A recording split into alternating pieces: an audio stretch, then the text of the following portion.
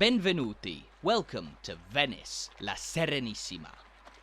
One of the world's most famous, most historic, most visited and certainly most beautiful cities, there's nowhere else quite like Venice. A city of hundreds of islands, a labyrinth of historic streets, and of course more than 100 iconic canals. This is the first of 3 parts as we take a tour around the heart of Venice on a gorgeous morning. And in this first part of our walk, we'll be exploring some of the city's most famous sights of all, as we take in stunning views of iconic landmarks like St. Mark's Campanile here, look over the boats travelling up and down the Grand Canal, pass by the oldest church in the city, marvel at the majesty of St. Mark's Basilica, gaze up at the spectacular Rialto Bridge, and navigate the legendarily narrow streets as the city gradually comes to life. All of that and more is to come over the next 50 minutes, but we begin our walk with a calming view of Venetian gondolas moored against the shore, as the waves lap against one of the most famous pieces of the city's waterfront, the Riva degli Schiavoni. With views of the lagoon, the Grand Canal, the Doge's Palace, and the soaring St. Mark's Campanile just here, this is the point of the city which is usually packed to bursting point with tourists taking in Venice's most famous sights of all. But you'll notice that, rather unusually for one of the world's most visited cities, it's nice and quiet on the waterfront at the moment. And that's because we're beginning our walk at the crack of dawn on a crisp winter's morning. Always a great way to see Venice without getting caught up in the huge crowds, and to see the sun rise over the city as the people of Venice begin to wake up. Now this area of waterfront, the Riva degli Schiavoni, was historically one of the most significant points in the city, in part as a centre of trade into which merchants from all over the world would arrive on their boats, looking to sell their goods in a city that was at the heart of the world's economy. It was around this area that Venice's legendary commercial sphere was at its busiest. But in order to keep an eye on merchants doing their deals, the Venetian authorities decided to construct a great palace, and the seat of the city's power, overlooking this lively area of waterfront. That was the Doge's Palace, the truly exquisite palace we're looking up at here. Originally built more than 700 years ago in 1320, the Doge's Palace was designed as the residence for the Doge of Venice, the leader of the independent Republic of Venice for the vast majority of its history. Bear in mind that for exactly 1100 years, from 697 AD to 1797, Venice was an independent republic, a city-state that came to dominate trade in the Adriatic Sea and more widely across Europe. And the Doge, a Venetian word effectively meaning duke, ruled the republic for life, with a famously iron fist that helped to ensure the city's continued development as one of the world's great commercial centres. And just beside his palace, we find one of the most famous reminders of the Doge's iron fist, the iconic Bridge of Sighs. One of the most recognisable sights in all of Venice, the Bridge of Sighs was built over 3 years from 1600 to 1603, as a way of connecting interrogation rooms inside the Doge's Palace with the new prison of Venice, located on our right. Prisoners were marched across this covered bridge from interrogation rooms to their cells, but they were afforded one last chance to gaze out at the beauty of Venice through one of the 2 windows that we can see in the middle of the bridge. And it's said that many would sigh at the beautiful view before being taken away into confinement, earning this bridge its name, the Bridge of Sighs. The view of the outside of the bridge here is one of the most famous in the city, but you can also follow in the footsteps of prisoners by walking across the bridge yourself if you take a tour of the Doge's Palace, and look out through the bridge's small windows at a stunning view of the bustling city just outside. As we can see, this part of Venice is one of the best places to catch the sunrise and sunset, with wide open views across the gentle waters of the Venetian lagoon. Specifically, this part of the lagoon is known as the San Marco Basin, and it was historically one of the busiest areas in all of Venice, located at the eastern end of the city's bustling Grand Canal, and easily reached from the Adriatic Sea, through which merchants from far and wide would sail along the Italian coast to reach Venice here.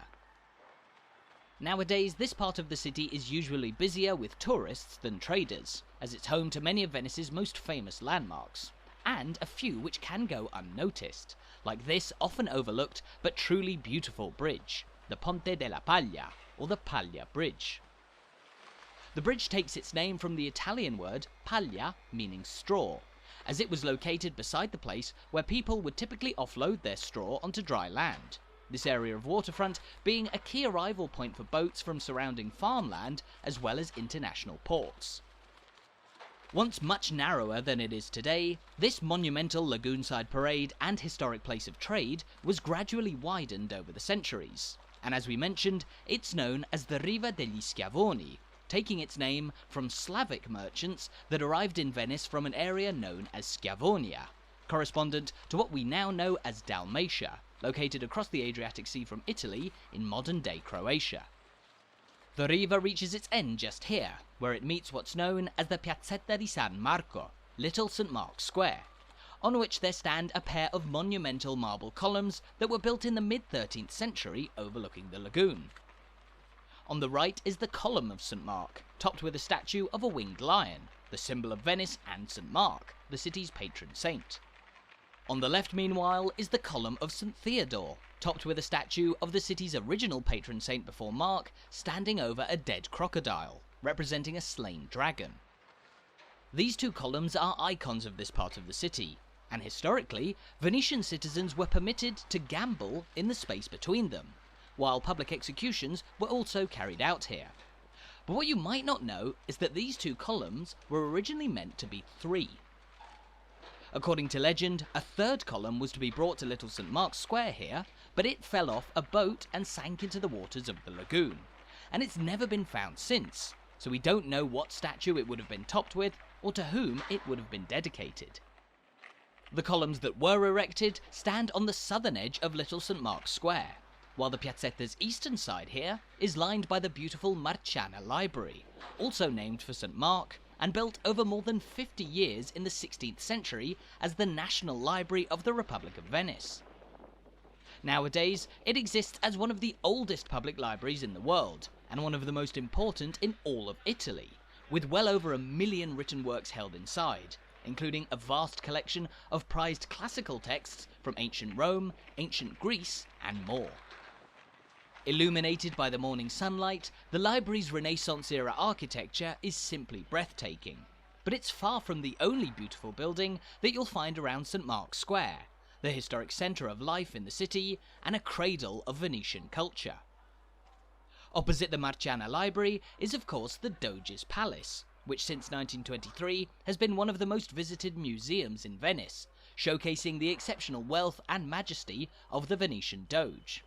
And the palace is accessed from St. Mark's Square via this great ceremonial doorway, the Porta della Carta, which features an array of staggeringly intricate carvings and sculptures, including a depiction of the Venetian Doge kneeling before the winged lion of St. Mark above the doorway. The Porta della Carta was built in the mid-15th century, when the Republic of Venice was at its most powerful, not just encompassing this city of islands and canals, but swathes of territory located on both sides of the Adriatic Sea. Amazingly though, it was more than 300 years before this heyday that the building we see here was constructed, the exceptional St. Mark's Basilica. A church of significance has actually stood on this site beside St. Mark's Square for nearly 1200 years, and the basilica we see today was the third to be built here, constructed on a grand scale in the late 11th century as a show of the power and wealth of a burgeoning city. You'll notice that the basilica's facade here is adorned with an array of colourful mosaics, and above the central portal here, they tell the life story of St. Mark, a 1st century saint born in North Africa, but who's now buried inside the basilica here in Venice. Initially, Mark was buried in the Egyptian city of Alexandria, but in the early 9th century, rumours abounded that the Muslim leaders of Alexandria were planning to destroy the church in which St. Mark was buried. So 2 Venetian merchants decided to steal St. Mark's body and the valuable relics he was buried with, and brought them across the sea to be reburied right here in Venice, in a church that overlooks the world-famous square bearing his name. The northeastern corner of St. Mark's Square, meanwhile, is marked by a beautiful clock tower, built in the 15th century when the Republic of Venice was in its heyday, and cleverly designed with a large clock face that could be seen and read from boats on the lagoon passing by Little St. Mark's Square. The clock tower is far from the tallest tower in this part of the city though, as it's dwarfed by the soaring Campanile of St. Mark, the bell tower of the neighbouring Basilica. Built just over 100 years ago in 1912, St. Mark's Campanile is actually a replica of a much older structure that was originally built all the way back in 1514. Standing more than 300 feet tall, the Campanile is an icon of Venice, visible from all over the city and a number of surrounding islands. But its height was arguably its greatest vulnerability too. On the 14th of July 1902, the tower collapsed entirely, reduced to rubble after the strength of its base had fallen into disrepair. And while fortunately no people were killed in the incident, the loss of the iconic Campanile was a tragedy for the people of Venice. And so attention turned immediately to rebuilding the tower exactly as it was and exactly where it was before its collapse, with its opening in 1912 ensuring that this piece of Venice's heritage was kept alive. Now, St. Mark's Campanile is the most prominent landmark on St. Mark's Square, one of the world's most famous city squares, and usually thronging with people and pigeons. Early in the morning though, we have the privilege of exploring an almost entirely deserted St. Mark's Square, which allows the majestic architecture of the buildings surrounding the square to really stand out. Of course, this piazza takes its name from St. Mark, buried in the Basilica at the other end of the square. But when the first church was built here in the 9th century to house St. Mark's body and relics, this area was simply a small field, bisected by a small river that no longer exists today. However, as Venice was growing in power and stature, people began visiting the city to get a glimpse of St. Mark's relics and admire the Grand Doge's palace. And so in the late 12th century, the Venetian Doge decided to develop a spectacular city square beside these most famous landmarks, as another show of wealth and power to those coming to visit Venice.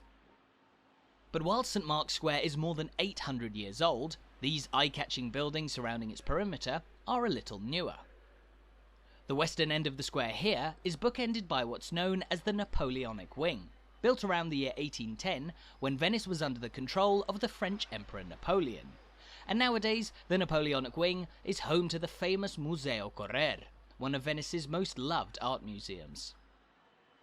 The northern side of the square here, meanwhile, is home to an immense row of Renaissance-era buildings known as the Procurazie Vecchie, built in the early 16th century as the office of the Procurator of St. Mark, a position in the Republic of Venice regarded as second only to the Doge in prestige.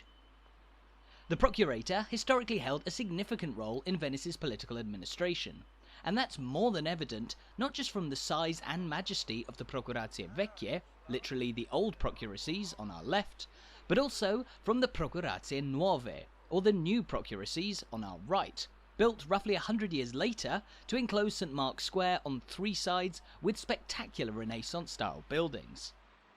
But while the Procurazie were initially built to house great offices of state for the leaders of the Republic, they were constructed on top of rows of beautiful covered arcades, which were used as a space for shops and workshops serving people in this bustling part of the city. Nowadays, the spectacular spaces underneath the Procurazie are where you'll find a number of luxury shops and some of Venice's most storied cafes and coffee houses, which typically spill out onto St. Mark's Square with chairs and tables throughout the day. However, although this might be the most famous spot in Venice, and home to most of the city's best-known landmarks, there's so much more to Venice than just St. Mark's Square. So it's now time for us to bid farewell to the iconic piazza, and make our way into the labyrinth of streets and canals that make up this enchanting city. With the sun still rising over the city, in this first part of our walk, we're going to make our way through the streets of San Marco, one of 6 sestieri, or districts, that make up the historic city of Venice. San Marco is actually the second smallest sestiere in Venice, made up of just 16 islands connected by a collection of small bridges. But despite its small size, it's home to more than 4,000 people and the bulk of Venice's tourists. If you're visiting Venice, San Marco is the district that you're almost certain to be spending the most time in.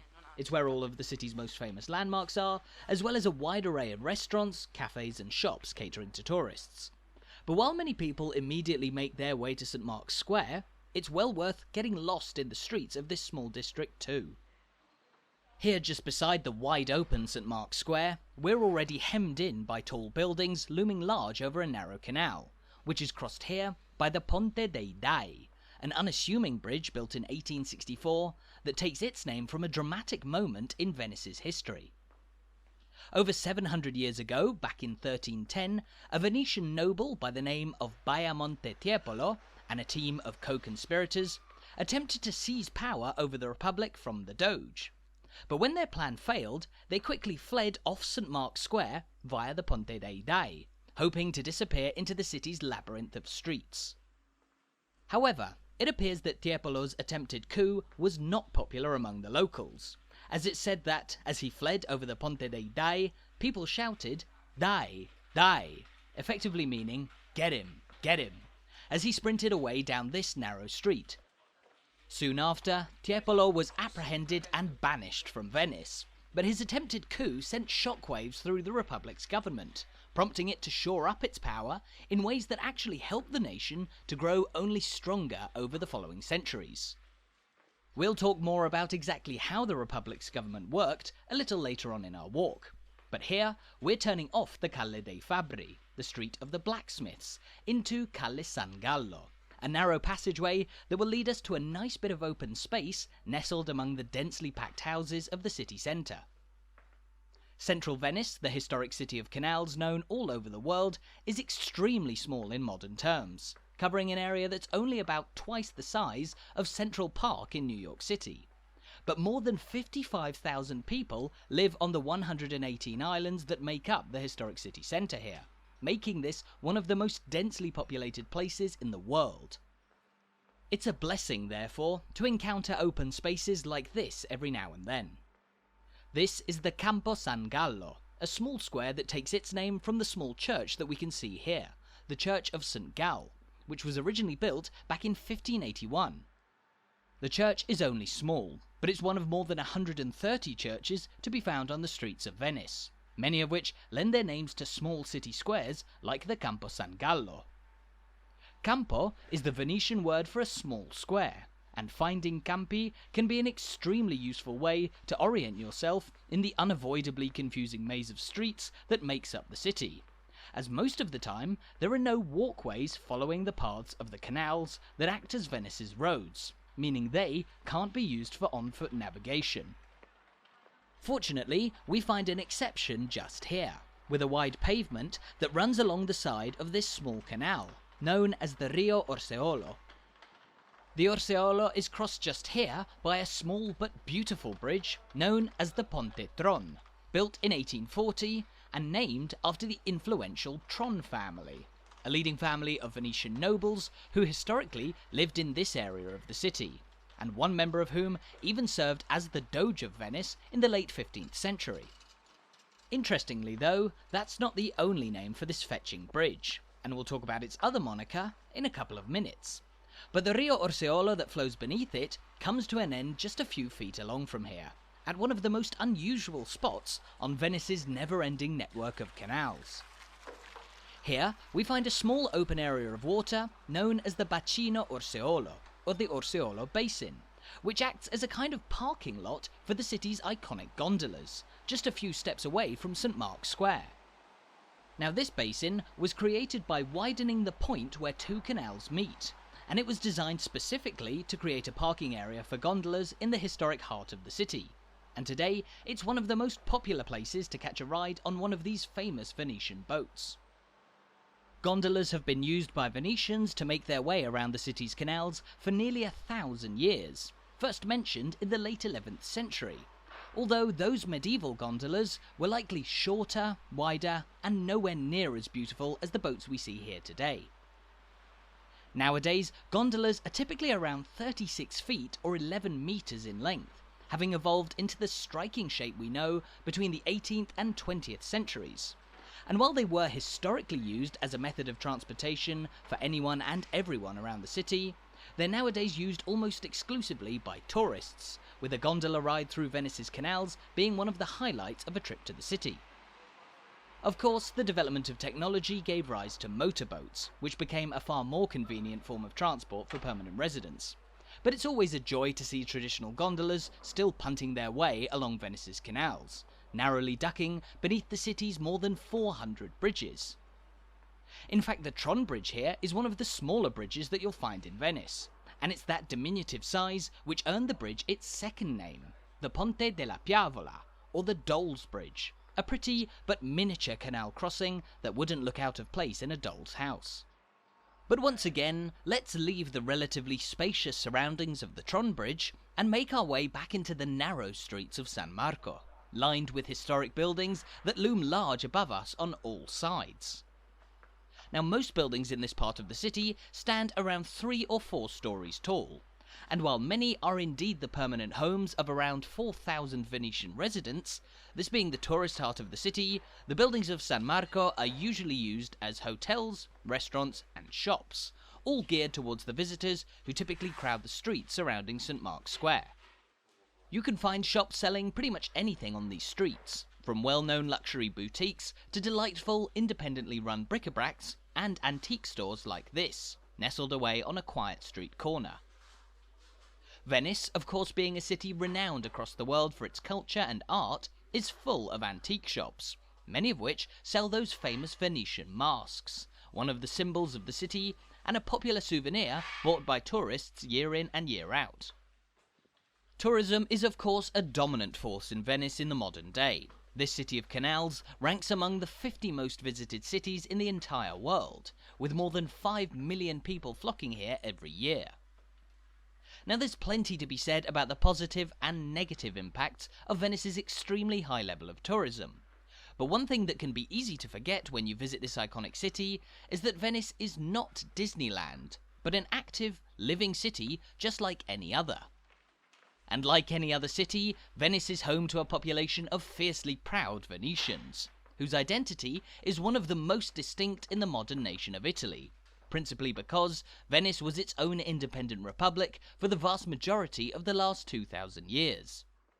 And here, we find the flag of the city flying proudly above Venice's canals, featuring an illustration of the winged lion of St. Mark and 6 flailing fringes on the fly, representing the 6 sestieri of the city of Venice, which we discussed earlier. You'll see the flag flying over canals all over the historic centre of Venice, as canals are of course the main roads in this city.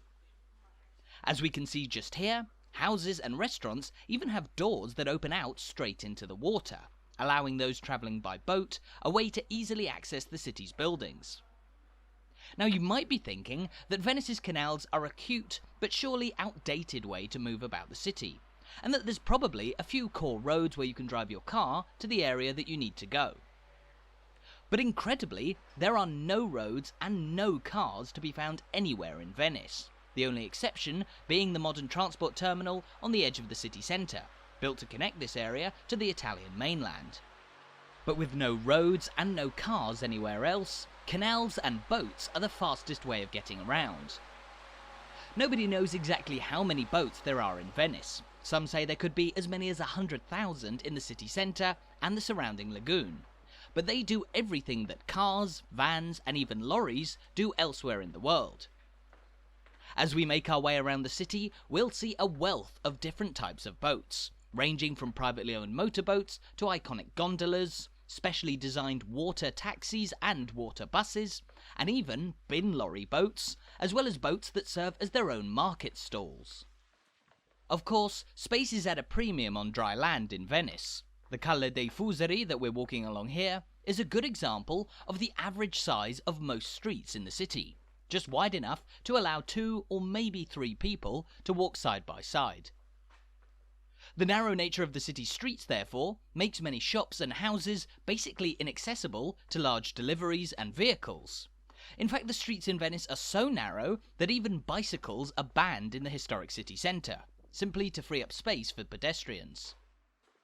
Even that's not enough for the main streets in the most touristy bits of the city, which feel like they're bursting at the seams at peak times. But locals know that there's always ways to avoid the crowds, with hidden streets that pass underneath houses like this Sotoportego, sometimes providing convenient and far less crowded links with the city's main arteries. If you're a tourist though, navigating the city's maze of streets is best achieved by walking and simply hoping you end up where you want to go, with the tall houses making it very difficult to tell where you are at any given moment. However, even if you do stray off the main streets, you're almost bound to find something interesting. And here we've done just that, because where this narrow street gives way to the sunlight of a small open square, there stands one of the best hidden landmarks in the popular sestiere of San Marco. Inside these railings, there stands the beautiful Palazzo Contarini del Bovolo, an early 15th century palace that's best known for its eye-catching spiral staircase, which was added to the building in 1499. Roughly 600 years old, this palace began life as a mansion belonging to the House of Contarini, one of Venice's founding families. Though the building's name, Palazzo Contarini del Bovolo, literally means the Contarini Palace of the Snail, referring to the iconic spiral staircase that we can see here. Nowadays, you can even climb the staircase for yourself, which is a great way to take in some lovely views of the rooftops of San Marco, with the palace jutting just a few feet higher into the air than the surrounding buildings.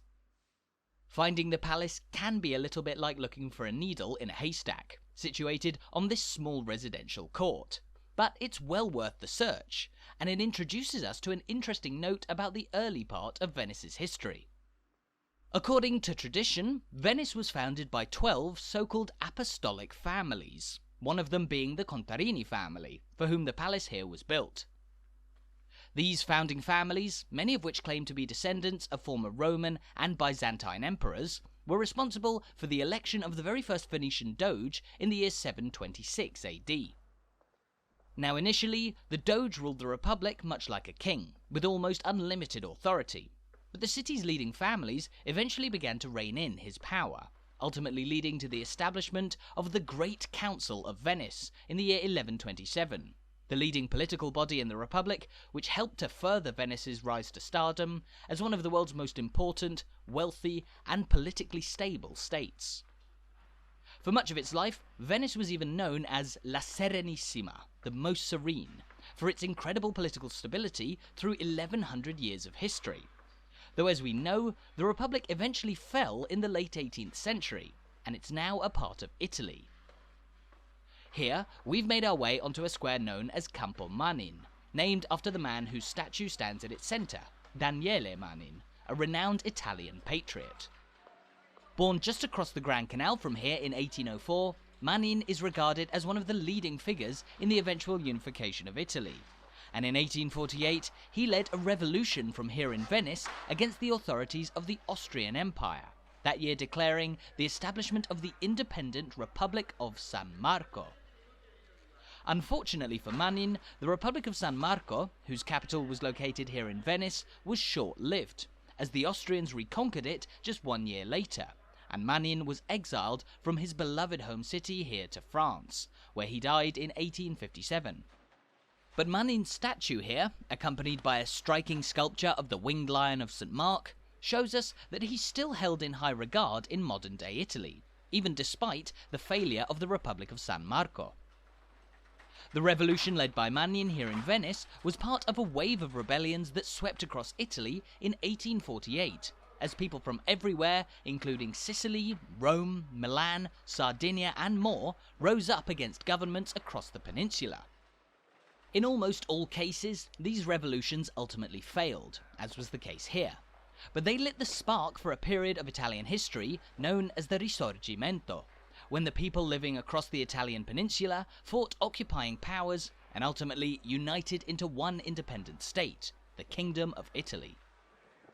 Italian unification was completed in 1871, and 4 years later in 1875, Manin's statue was erected on Campo Manin, a square on which he also used to live before the dramatic events of the Republic of San Marco. Now, there's a little more to the story of exactly how Venice here fitted into the picture of Italian unification, and we'll talk about that later. But as we've now made our way off Campo Manin, we're going to navigate through a couple more narrow streets in the direction of the iconic Grand Canal, which is located just a stone's throw from our current position. Of course, this being Venice, between us and the Grand Canal are tens of historic houses and buildings, so there's no such thing as a straight path to the place we're aiming for. But this route brings us out onto another nice little square, the Campo San Luca. It's easy to quickly become accustomed to beautiful squares like this as you explore Venice, but the Campo San Luca here, while not home to any especially notable landmarks, is well known among the city's residents as an important meeting place.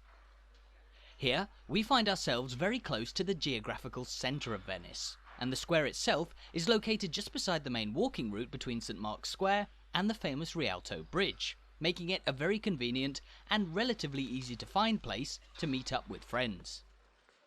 The square is also surrounded by a couple of shops and a nice bakery just on our left here. But this part of the city is perhaps best known as the home of the oldest operating theatre in all of Venice. As a major population centre, Venice has for hundreds of years been home to a thriving art scene, the city well known for its opera, and for a traditional form of Italian theatre named Commedia dell'arte, or professional comedy. Commedia dell'arte originated during the Renaissance as a type of comedy theatre that involves a cast of mask-wearing characters who all appear in different plays. You'll likely know characters such as Harlequin and Punch, who later went on to star in the British puppet show Punch and Judy. And it was these characters who starred in countless plays through the centuries that were performed in theatres across Venice and the rest of Europe. Here, we're looking at the rear of Venice's oldest operating theatre, the Goldoni Theatre, which was opened all the way back in 1622, and named after the renowned Venetian playwright Carlo Goldoni. An exquisite venue for the performing arts, with a beautiful interior that seats around 800 people, the Goldoni Theatre was actually originally known as the San Luca Theatre, like the nearby square.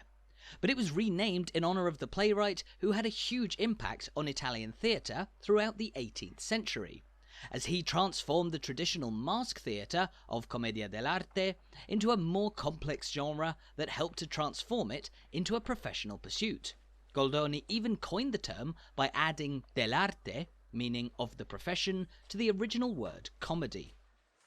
The theatre that now bears his name is one of the best places to catch a show when you're in Venice, while other famous theatres include La Fenice, located back in the direction of St Mark's Square, and the Malibran Theatre, located just outside San Marco in the neighbouring Sestiere of Castello. But here, we're now making our way through a dark tunnel that will lead us to the very edge of San Marco, as it's here that we've finally reached what is probably the most iconic canal in the entire world, Venice's Grand Canal. The main waterway that snakes its way through the historic city centre, the Grand Canal is a hive of activity day and night, with nearly 200 historic buildings overlooking a continuous stream of boats making their way along this ancient waterway. Now, a good proportion of the buildings on the Grand Canal are immense, centuries-old palaces that historically belonged to the most powerful families in Venice, and they're some of the most beautiful landmarks in the whole city, though they're best viewed from a boat on the canal, instead of here on foot. Beside us just here in pink, for example, is the historic Palazzo Bembo, and just up ahead in white is the spectacular Palazzo Dolfin Manin. But we'll talk more about them in detail after we cross over the Grand Canal and get a better view. Here on the shore though, we're standing on the Manin Bridge, which gives us one of our first glimpses of the main attraction of any trip along the Grand Canal, the Rialto Bridge. Another true Venetian icon, the Rialto is the oldest of only 4 bridges which span the Grand Canal, this famous city centre waterway having historically been notoriously difficult to cross on foot.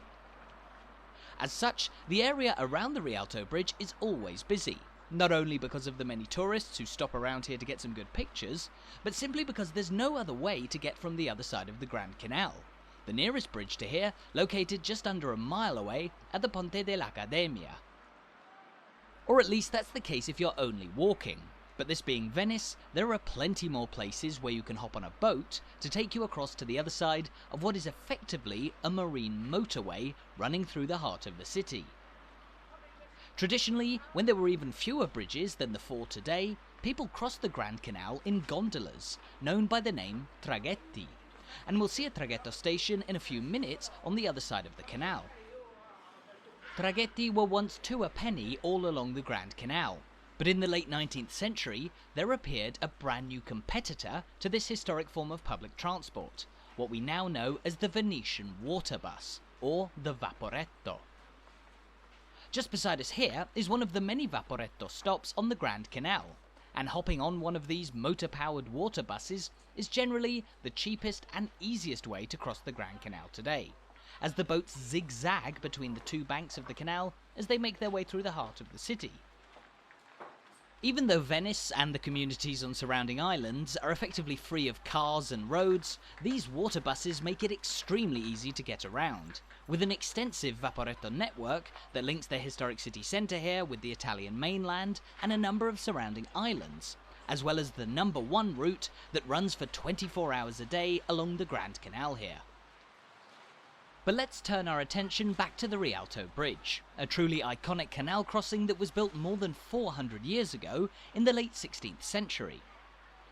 This beautiful stone bridge took 11 years to build, but it's far from the first bridge built at this point of the canal. The original Rialto Bridge was a small and rudimentary wooden pontoon that ran across the canal, built in the late 12th century, and it was known as the Ponte della Moneta, meaning the Mint Bridge, as there was once a mint that stood just here on the eastern side of the bridge. But as Venice rapidly grew in size, more and more people were using the pontoon to cross the canal. So, in the 13th century, it was rebuilt on a larger scale, but this bridge too was short-lived, when it collapsed a few years after it was weakened by being partially burned down during that attempted coup in 1310 led by Baiamonte Tiepolo. The next bridge here, though, was a revolution, a much larger wooden bridge which wasn't just used as a way to cross the canal, but also as a venue for trade, with the very first shops built on top of the Grand Canal. The shops that we can see on both sides here, currently closed early in the morning, are now one of the defining features of the Rialto Bridge, as this is one of just 4 bridges in the world that has shops lining both of its sides, the others being in Florence, the German city of Erfurt, and the British city of Bath. And the reason that shops were built on this bridge is that this point of the city came to be regarded as the commercial heart of Venice during its heyday. Now, of course, the Rialto Bridge today is a magnet for visitors, offering what is possibly the most beautiful view in Venice, with boats making their way up and down the Grand Canal beneath our feet. From here, we're looking down the canal in the direction of the San Marco Basin, where we began our walk. And while this is the kind of view you could simply stand and admire for hours on its own, there's a lot of history in the scene before us here. As water buses, taxis, garbage boats, gondolas and more calmly go about their business on the canal, there's something about the serene activity here that makes this point in the city feel like a cradle of human civilization. And the fact of the matter is that, for many centuries, that's exactly what it was. Owing to its position on the eastern side of the Italian peninsula, Venice was positioned in the perfect location to act as a crossroads between east and west, a place where merchants from across Europe and Asia would meet and do business, developing the highly interconnected world that we live in today. Now, the Rialto Bridge that we're standing on takes its name from the historic hub of commerce in Venice, an area known as Rialto, which is centred on the bridge and, just on the other side of the canal from us, the legendary Rialto Market, Venice's main marketplace where trade has been taking place for nearly 1,000 years.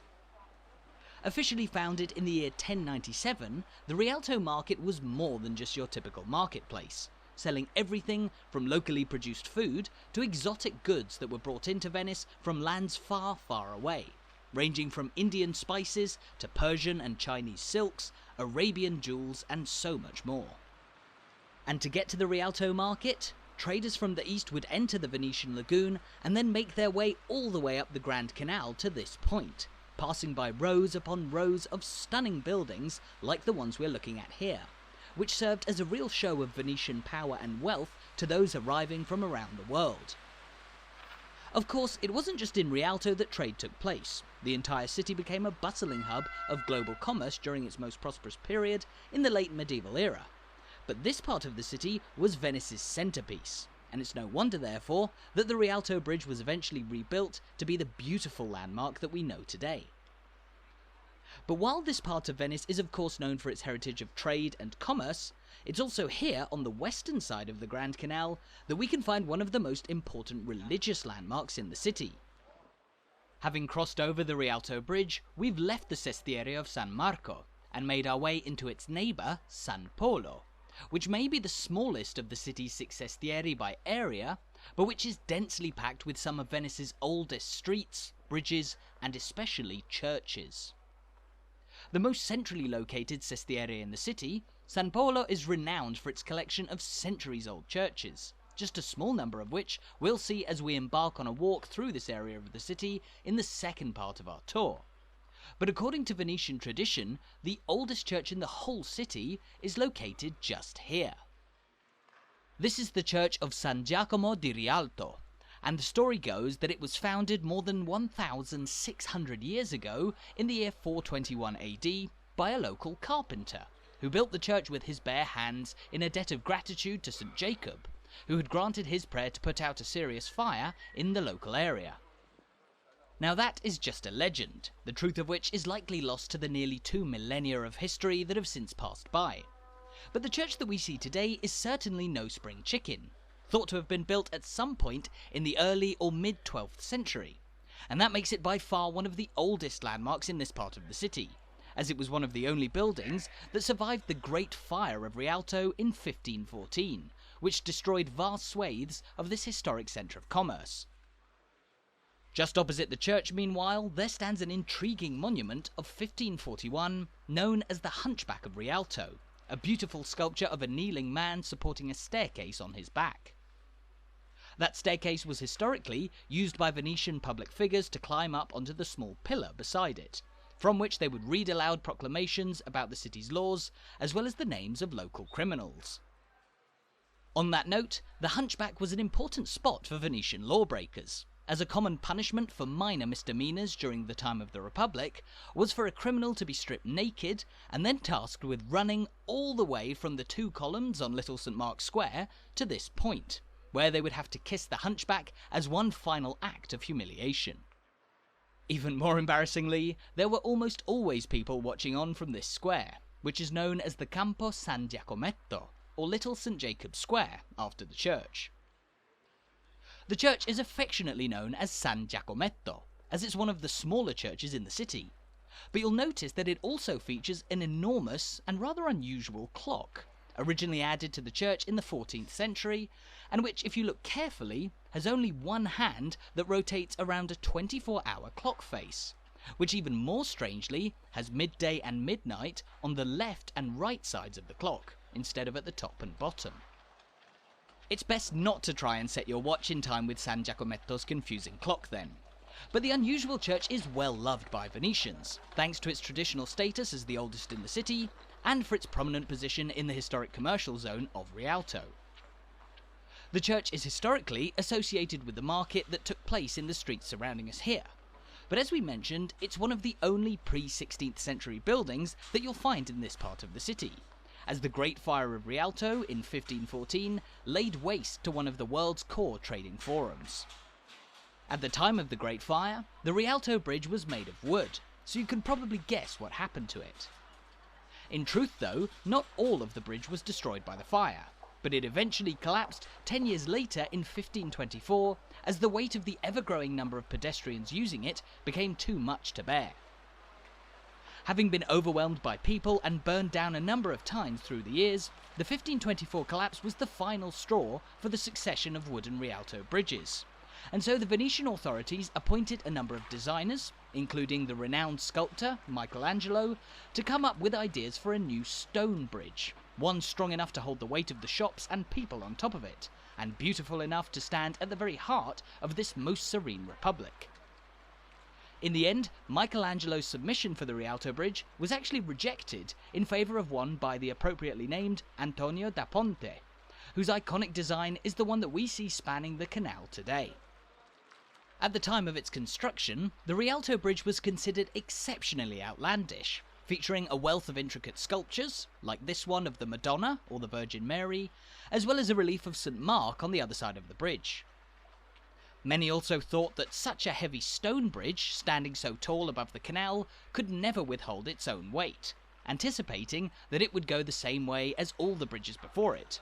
But more than 400 years after it was completed in 1591, the Rialto Bridge still stands proudly at the very heart of Venice.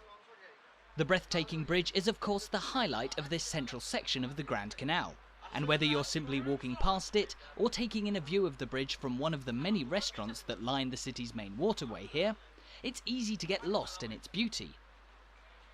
However, there's a wealth of other enchanting landmarks surrounding the Rialto Bridge that deserve your attention too, not least the rows of spectacular buildings that stand tall overlooking the Grand Canal. Nowadays, many of these buildings, particularly around here, are home to hotels, museums and restaurants catering to tourists. But as we mentioned earlier, a significant number of these canal-side edifices were once grandiose palaces that belonged to the most powerful families in the Republic of Venice, some of which are more than 700 years old.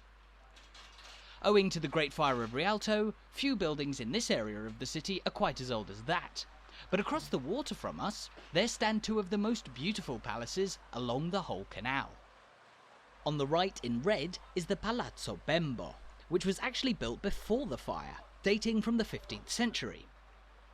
As the name suggests, it was built as a palace of the Bembo family, who weren't one of the original 12 apostolic families said to have founded the city, but are still regarded as one of the oldest and most important in the city's history, as one of 4 so-called evangelical families that supported the original 12.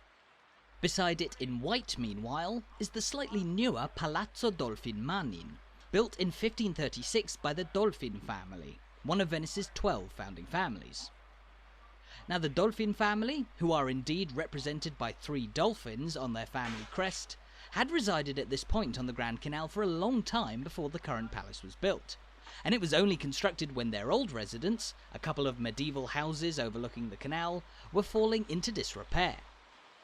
The truly splendid 16th century replacement that stands today, however, remained the family's main residence for more than 300 years. In fact, Ludovico Manin, the 120th and very last Venetian Doge, and a member of the family, lived inside the palace after he was forced to abdicate by the forces of Napoleon Bonaparte, who, as we mentioned, invaded and conquered Venice in 1797. That invasion, of course, brought 1100 years of serenity in the Republic of Venice to a dramatic end. But the city was largely spared any physical damage when the Republic fell, only the pride of Venetians taking quite the hit. Napoleon was certainly smitten with this beautiful city of canals. It's said that he even referred to St. Mark's Square as the drawing room of Europe. And while the Napoleonic wing was added to that square after the Republic fell, both Napoleon and the authorities of the Austrian Empire who followed left this historic city largely intact. And that's especially fortunate for us today, because the beautiful historic centre of Venice has survived almost entirely untouched for years, as if it were frozen in time centuries ago.